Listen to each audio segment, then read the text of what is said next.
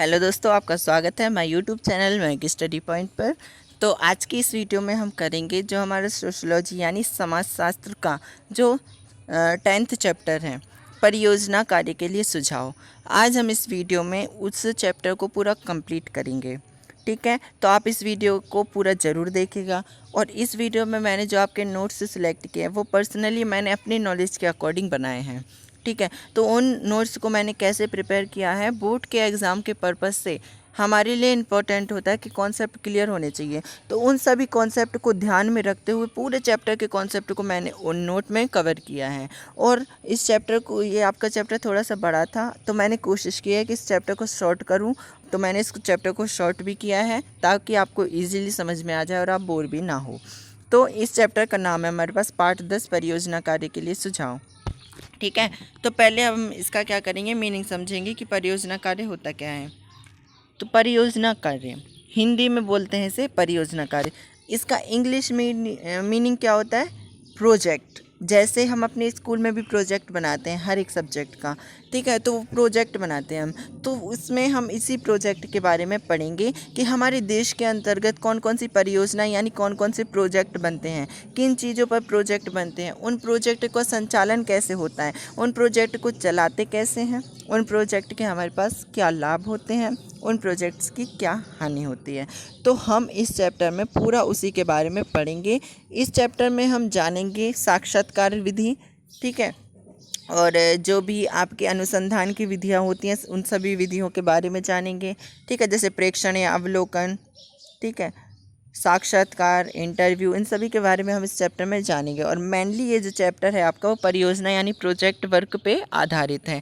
तो परियोजना का हम इजीली मीनिंग समझे तो जैसे हम अपने स्कूल में भी क्या करते हैं, नॉर्मली जो प्रोजेक्ट बनाते हैं तो वो भी एक क्या है, परियोजना ही है। क्यों? क्योंकि हम उसमें तथ्यों का संकलन करेंगे। तथ्यों का संकलन करके उसको हम क्या करेंगे, एक प्रारूप में बना लेंगे, यानी एक क्या कर देंगे, उसकी एक रिपोर्ट टाइप की तैयार कर देंगे, तो वो होता है परियोजना। इसको मैंने इजीली आपको बता दिया। अब हम इसकी परिभाषा देखते हैं। परियोजना कार्य का अर्थ, कि भी परियोजना कार्य का अर्थ होता क्या है। परियोजना कार्य का अभिप्राय योजना की कार्यप्रणाली से, यानी जो योजना हमने बनाई है, जो हमने क्या किया है, जो स्टडी मटेरियल हमने उस प्रोजेक्ट में कलेक्ट किया है, उसकी कार्यप्रणाली कैसी है, वो होती है हमारे पास परियोजना। अब किलपैट्रिक और प्रो स्टीवेंसन विलार्ड, इन्होंने कुछ परिभाषाएं दी है तो हम उनको पढ़ते हैं कि किलपैट्रिक क्या बोलते हैं। परियोजना वह सहृदय उद्देश्यपूर्ण कार्य है। परियोजना क्या होता है, एक सहृदय उद्देश्यपूर्ण कार्य होता है, यानी हम उसको हृदय से करते हैं और उद्देश्य होता है हमारे उसको करने के पीछे, जो पूर्ण संलग्नता के सामाजिक वातावरण में किया जाता है, जिसको हम पूर्ण संलग्नता से यानी अच्छे मन से सामाजिक वातावरण में करते हैं, वो क्या होता है, हमारे पास परियोजना होती है। अब प्रो स्टीवेंटस क्या कहते हैं। परियोजना एक समस्या मूलक कार्य है जो अपनी स्वाभाविक परिस्थितियों में पूर्णता को प्राप्त करता है। परियोजना समस्या मूलक कार्य, जब हम कोई प्रोजेक्ट बनाते हैं तो हमारे पास क्या होता है, उसके कॉन्सेप्ट कलेक्ट करने में थोड़ी सी प्रॉब्लम जाती है। तो क्या है, ये समस्या मूलक कार्य है। ठीक है, जो अपनी स्वाभाविक परिस्थितियों में पूर्णता को प्राप्त करता है, जो अपने स्वाभाविक परिस्थितियों में पूर्णता को प्राप्त कर लेता है, यानी पूरा हो जाता है।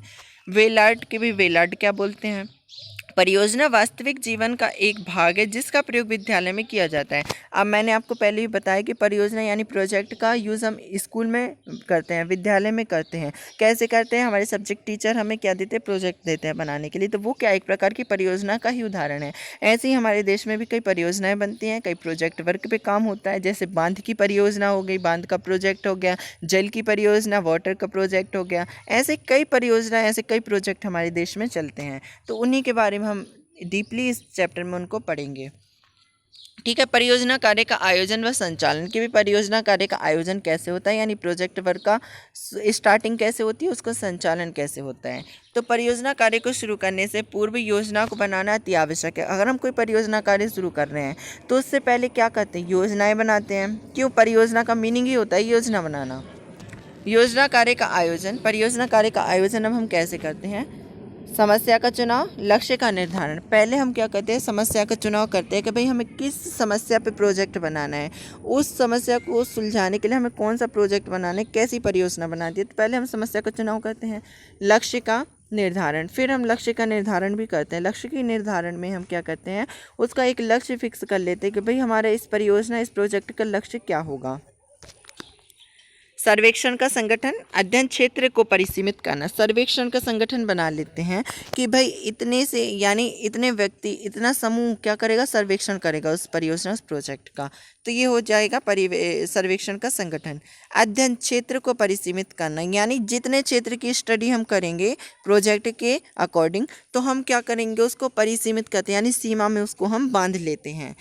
प्रारंभिक तैयारियां, सैंपल का चुनाव, कुछ प्रारंभिक स्टार्टिंग की कुछ तैयारियां करते हैं हम, सैंपल का चुनाव कर लेते हैं।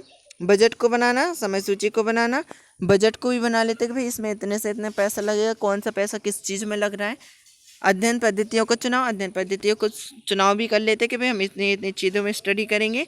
अध्ययन के यंत्रों का निर्धारण कि भाई हम किन यंत्रों के द्वारा उसका अध्ययन करेंगे, उसकी स्टडी लर्निंग किन यंत्रों के द्वारा करेंगे उस प्रोजेक्ट की। कार्यकर्ताओं को चुनाव एवं प्रशिक्षण कि भाई जो कार्यकर्ता इसमें कार्य करेंगे उनको हम कैसे चुनेंगे, एंड उनको प्रशिक्षण यानी उनको जो ट्रेनिंग है वो कैसे देंगे।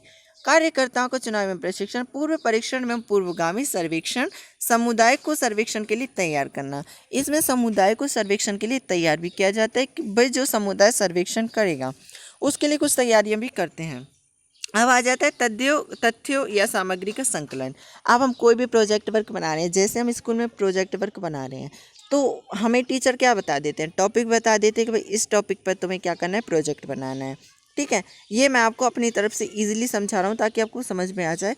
तो जैसे टीचर हमें कोई टॉपिक दे देते हैं प्रोजेक्ट बनाने के लिए, तो हम क्या करते हैं, उसका तथ्यों का संकलन करते हैं, या फिर हम तथ्यों को क्या देखते हैं, अपनी नोटबुक्स में से देख लेते हैं, या फिर हेल्प बुक में से कलेक्ट करते हैं, या फिर अपने किसी बड़े भाई बहन से उसके बारे में पूछते हैं।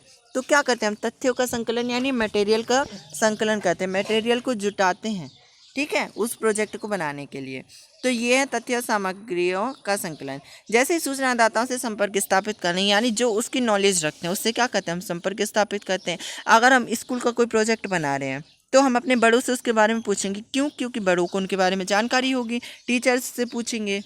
सूचना संकलित करना, क्षेत्र कार्यकर्ताओं की देखरेख, सूचना भी संकलित करते हैं हम, जो क्षेत्र कार्यकर्ता यानी उसके अंतर्गत, उस प्रोजेक्ट के अंतर्गत जो कार्य करेंगे उसकी देखरेख भी होती है।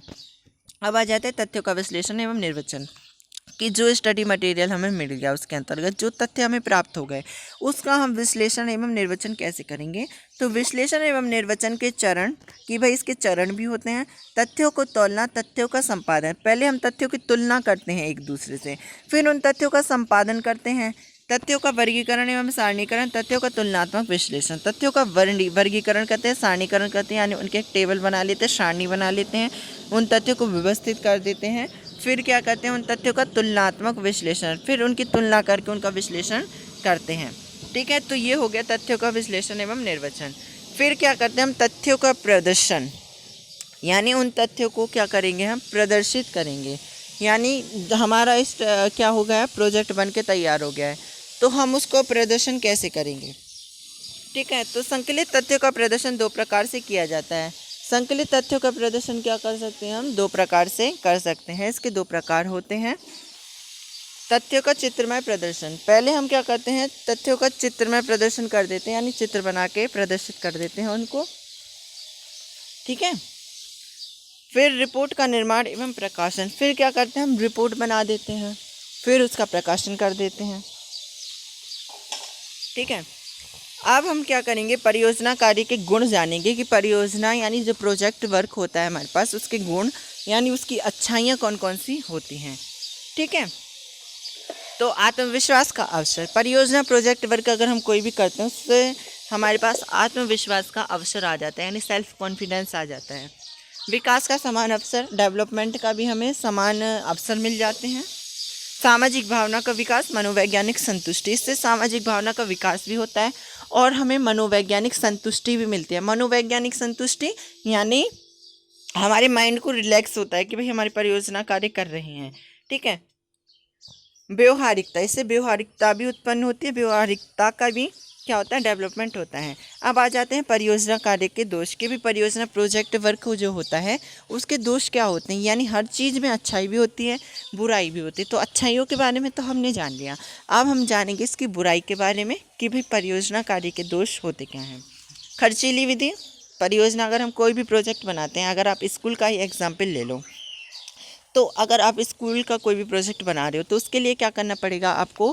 प्रोजेक्ट बनाने के लिए पहले अपने जो आपकी थिंग्स हैं यानी जो चीज़ें हैं उनको कलेक्ट करना पड़ेगा। जैसे आप स्कूल का नॉर्मली कोई भी प्रोजेक्ट बनाते हो तो उसके लिए आपको क्या करना पड़ेगा? प्रोजेक्ट पेजेस लेने पड़ेंगे, प्रोजेक्ट फाइल लेनी पड़ेगी, कलर पेन्स का यूज़ करना पड़ेगा और जो पेन आपके पास अवेलेबल हैं वो यूज़ करोगे उसमें। तो खर्चीली विधि, इसमें क्या होता है? थोड़ा खर्चा होता है। अब हम देखते हैं कि स्कूल लेवल पर इतना यानी थोड़ा खर्चा हो रहा है, तो जब देश के हित के लिए यानी देश के डेवलपमेंट के लिए कोई परियोजना का निर्माण होता है तो उसमें कितना खर्चा होता होगा? तो ये क्या है? एक खर्चीली विधि है। उचित परियोजना कार्य को ढूंढने में असुविधा, उचित प्रोजेक्ट वर्क को ढूंढने में भी असुविधा होती है हमें। यानी कोई भी स्टडी मटेरियल, कोई भी टॉपिक पर हम क्या बनाते हैं? परियोजना बनाते हैं, तो उसको ढूंढने में हमें थोड़ी सी प्रॉब्लम होती है। क्रमबद्ध अध्ययन का अभाव, इसमें क्रमबद्ध अध्ययन का अभाव होता है यानी सीरीज वाइज अध्ययन नहीं कर पाते हम इसमें। पाठन विधि का आगम्य होना, अन्य व्यवहारिक कठिनाई, इसमें पाठन विधि जो है हमारी वो आगम्य होती है यानी निश्चित नहीं होती, और अन्य व्यवहारिक कठिनाइयाँ भी हमारे सामने आती हैं। ठीक है, सामाजिक शोध की विभिन्न पद्धतियाँ। अब हम पढ़ रहे हैं सामाजिक शोध यानी अनुसंधान, तो उसकी विभिन्न पद्धतियाँ कौन सी होती हैं? ठीक है, सामाजिक शोध सामाजिक घटनाओं और सामाजिक समस्याओं से संबंधित होती हैं। जो सामाजिक शोध होते हैं वो क्या है? सामाजिक की घटनाओं से ही संबंधित होंगे, समाज के शोधों से ही संबंधित होंगे। ठीक है, अब आ जाते हैं हम सर्वेक्षण पद्धति। पहली सामाजिक शोध यानी अनुसंधान की सबसे पहली पद्धति कौन सी पद्धति है? सर्वेक्षण पद्धति। अब हम जानेंगे कि सर्वेक्षण पद्धति होती क्या है।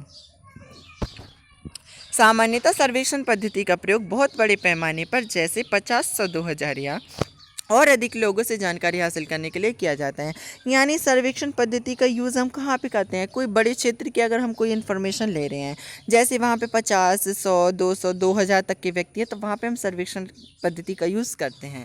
ठीक है, इसमें प्रश्न पूछने के लिए एक निश्चित प्रश्नावली तैयार की जाती है। इसमें हम जो क्वेश्चन पूछेंगे सूचनादाताओं से, उनके लिए क्या करेंगे? हम एक क्या करते हैं? प्रश्न सूची तैयार कर लेते हैं कि भाई हमें ये प्रश्न पूछेंगे। ठीक है, अब आ जाता है साक्षात्कार। साक्षात्कार को इंग्लिश में हम बोलते हैं इंटरव्यू। जैसे आप कोई भी नौकरी लोगे आजकल तो उसके लिए इम्पोर्टेंट होता है कि आपको इंटरव्यू देना पड़ता है, तो हम साक्षात्कार जान लेते हैं कि इंटरव्यू होता क्या है। तो साक्षात्कार सामाजिक शोध की एक वह पद्धति है जिसके द्वारा साक्षात्कारकर्ता वार्तालाप के द्वारा सूचनादाता के विचारों और भावनाओं में प्रवेश करके तथ्यों का संकलन करता है। यानी इसमें बातचीत के द्वारा तथ्यों का संकलन किया जाता है, तथ्यों को संकलित किया जाता है बातचीत के द्वारा। ठीक है, भावनाओं में जाता है जो हमारे पास शोध करता है और उसकी वो पता कर लेता है सब कुछ। प्रेक्षण या अवलोकन तीसरी विधि है हमारे पास, प्रेक्षण या अवलोकन। इन विधियों को आप ज़रूर अच्छे से समझिए क्योंकि ये विधियाँ आपके पेपर में पूछ ली जाती हैं कि प्रेक्षण या अवलोकन क्या है, साक्षात्कार क्या है। ठीक है, तो प्रेक्षण या अवलोकन जब एक शोधकर्ता प्रत्यक्ष भागीदारी द्वारा सूचना एकत्रित करता है। प्रेक्षण या अवलोकन विधि में क्या करता है? जो शोधकर्ता होता है यानी शोध करने वाला होता है, सूचनाएं संकलित करने वाला होता है, वो क्या करता है? प्रत्यक्ष भागीदार सूचनाएं एकत्रित करता है यानी आमने सामने सूचनाएं एकत्रित करता है और किसी एक समूह, जनजाति या समुदाय का प्रेक्षण या अवलोकन या निरीक्षण करता है। वो एक समूह, एक ग्रुप या फिर एक जनजाति, एक कैटेगरी का अगर वो स्टडी करेगा, अध्ययन करेगा, तो उसके इस कार्य को प्रेक्षण या अवलोकन कार्य कहते हैं। तो वो हमारे पास क्या होता है? प्रेक्षण या अवलोकन कार्य होता है। अब आ जाते हैं हम लघु शोध परियोजनाओं के लिए संपादित प्रकरण एवं विषय। सार्वजनिक स्थानों का प्रयोग। लघु शोध, अगर हम किसी छोटा सा कोई शोध कर रहे हैं तो अगर हम उसका ऑर्गेनाइजेशन कर रहे हैं यानी उसका संपादन कर रहे हैं तो उसके लिए क्या करना पड़ेगा? हमें सार्वजनिक स्थान का प्रयोग। अगर हम कोई भी परियोजना, कोई भी प्रोजेक्ट बना रहे हैं तो उसके लिए हम पहले समिति बनाते हैं, तो समिति को कार्य करने के लिए एक जगह चाहिए, तो वो सार्वजनिक स्थान का प्रयोग करते हैं। विभिन्न आयु समूहों की बदलती हुई आकांक्षाएं। विभिन्न आयु समूहों की बदलती हुई आकांक्षाओं को आप इजीली समझ सकते हैं, बहुत ईजी कॉन्सेप्ट है। फॉर एग्जाम्पल आप समझो कि अगर कोई बच्चा 5th क्लास में है तो उसकी कुछ आकांक्षाएँ, कुछ स्थितियाँ होती हैं, और जैसे ही वो 10th क्लास में जाता है उसकी आकांक्षाएं, कुछ स्थितियाँ बदल जाती हैं। अब जैसे ही वो 12th में जाएगा तो फिर उसकी आकांक्षाएं बदल जाएंगी। यानी जो विभिन्न आयु वर्गों के समूहों की आकांक्षाएं क्या होती है? बदलती रहती हैं, चेंज होती रहती हैं। ठीक है, एक वस्तु की आत्मकथा। सार्वजनिक परिवहन। सार्वजनिक परिवहन क्या होते हैं? ठीक है, दिल्ली में मेट्रो का जाल दिन प्रतिदिन बढ़ता जा रहा है। दिल्ली के मेट्रो की अगर हम बात करें तो उसका जो जाल है दिन प्रतिदिन बढ़ रहा है, यानी उसमें दिन प्रतिदिन डेवलपमेंट होता जा रहा है।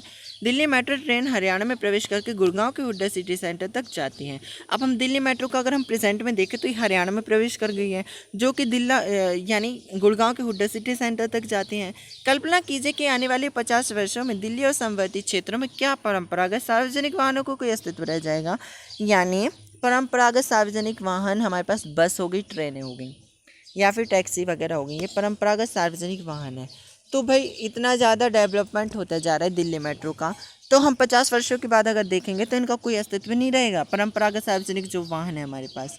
सामाजिक जीवन में संचार माध्यमों की भूमिका। संचार माध्यम होते क्या है, इसको आप इजीली समझो।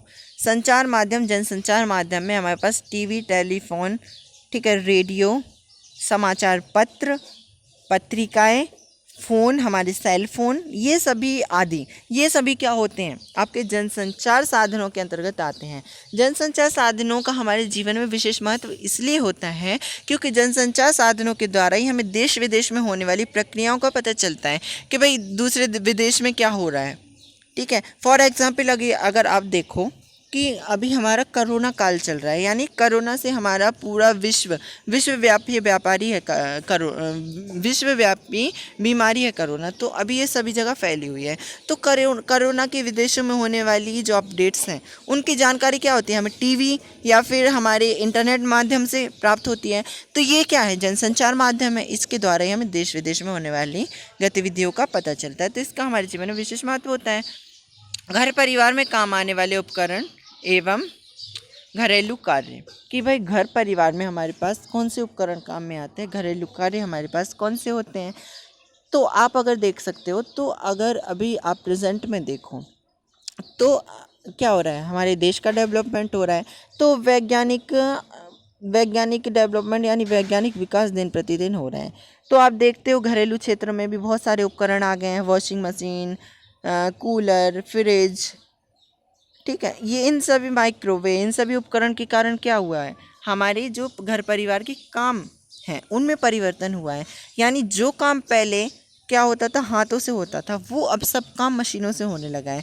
जैसे पहले कपड़ों को हाथों से धोया जाता था, पत्थर पे धोते थे, ठीक है, तो उससे क्या होता था, हमारी बॉडी की एक्सरसाइज भी होती थी एंड हमारे कपड़े ज़्यादा साफ भी निकल आते थे और टाइम पास भी हो जाता था, ठीक है। लेकिन अब क्या होता है, वॉशिंग मशीन का यूज़ होने से क्या हुआ है, मानव को जितनी सुविधाएं मिली हैं उतनी सुविधाओं से जो मानव है, जो मनुष्य है, वो क्या हुआ है, आलसी हो गया है।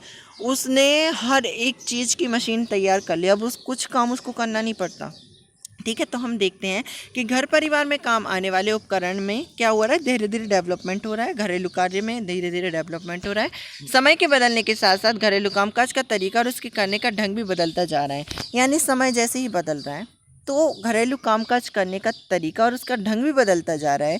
जैसे अगर हम देखें तो पहले लोग अपना काम खुद करते थे, लेकिन अब क्या करते हैं, लोग अपने घरों में मेड को रख लेते हैं, कुछ काम करते ही नहीं है, तो उनसे उनका क्या होता है, स्वास्थ्य भी खराब होता है और वो दिन भर पड़े रहते हैं तो फैट भी बढ़ेगा ही। तो ये क्या होता है, हमारे जीवन यानी परिस्थितियाँ बदल रही हैं, डेवलपमेंट जैसे जैसे हो रहा है, तो मनुष्य का जो जीवन है वो आलस्यमय होता जा रहा है, मनुष्य दिन प्रतिदिन आलसी होता जा रहा है। तो ये था हमारे पास चैप्टर परियोजना कार्य के लिए सुझाव, ठीक है। तो मैंने कोशिश किया है कि आपको अच्छे से समझाने की, आई होप आपको समझ में आ गया होगा, ठीक है। क्योंकि बोर्ड एग्ज़ाम में ये इंपॉर्टेंट होता है कि आपके कॉन्सेप्ट्स क्लियर होने चाहिए। मैंने आपको एक एक कॉन्सेप्ट को फॉर एग्जाम्पल एंड डीपली भी समझाया है। तो please thanks for watching my video, and अगर आपको वीडियो अच्छी लगी तो please like this video and subscribe to my channel and share videos your friends, यानी अपने दोस्तों को भी इन वीडियो को भेजिए ताकि उनकी भी स्टडी में थोड़ी सी हेल्प हो सके। और मेरे चैनल को सब्सक्राइब करना ना भूलें ताकि आने वाली वीडियो की नोटिफिकेशन आपको टाइम टू टाइम सबसे पहले मिल सके। इसी के साथ धन्यवाद।